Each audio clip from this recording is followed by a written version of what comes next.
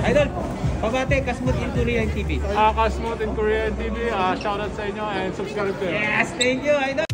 At nagkaharap na nga ang dalawang team si Davao Reds. Pareho silang starting five. 자, 지난 경기엔 최주욱 선수가 4쿼터에 8득점을 해주면서 아주 좋은 활약을 했는데 오늘은 과연 그 역할을 누가 해줄지도 기대가 되네요. 네. 잠시 후에 출발하겠습니다. 자, 오늘 삼성은 신동엽 선수가 결장 소식이 있습니다. 네. 동아리 쪽에 Start na ng game. 훈련이 출발합니다. Nasubukan kaagad ng lakas ni Reds ang banggaisa ng matatangking katawan ng ikot ng kalaban. Bagsak si Reds idol. Bumawi naman si Reds kaagad ng drive to the basket. Nilalagay na lang bola sa ring. Nagpakilala naman si Daban na kalakagad siya ng 8 points sa loob ng first quarter. Tumirada siya ng dalawang 3 points. Isang drive.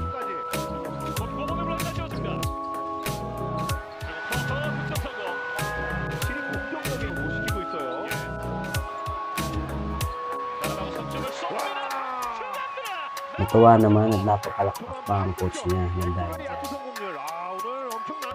Sa play naman ito, makikita nyo ang monster slam ni Reds idol. Two-handed slam. Pati mga commentator sinasabi magpatingin daw si Reds sa bando dahil parang may spring daw sa paa.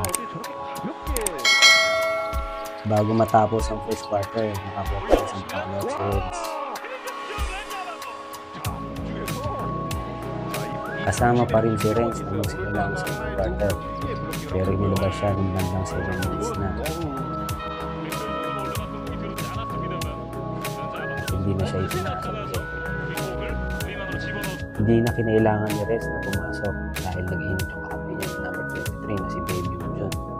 Halos hindi sumablay itong game na to. Huling 2 minuto na ng third quarter na pinapos Renz. Bago matapos ang third quarter, makakapos ang rebound at layup. Nasundutan pa niya yung kalaban sa mga third quarter. Para sa akin, itong play na ito talaga ang naging highlights ni Renz Manso nang kuhanan niya ng bola ang kalaban at sabay layup. Hindi makapaniwala ang mga commentators at kakampi na.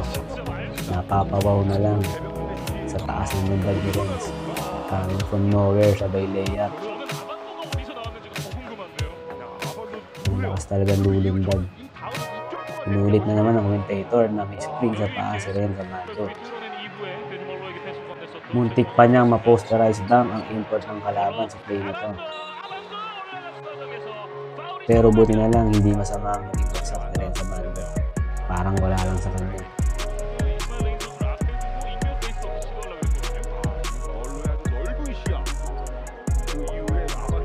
After niyan, nilabas na si Renz. Siguro pinag-iingat na ng coach. Tambak naman na nila yung kalaban. Mabuti na yung nag-iingat kaysa may injury pa. Uy!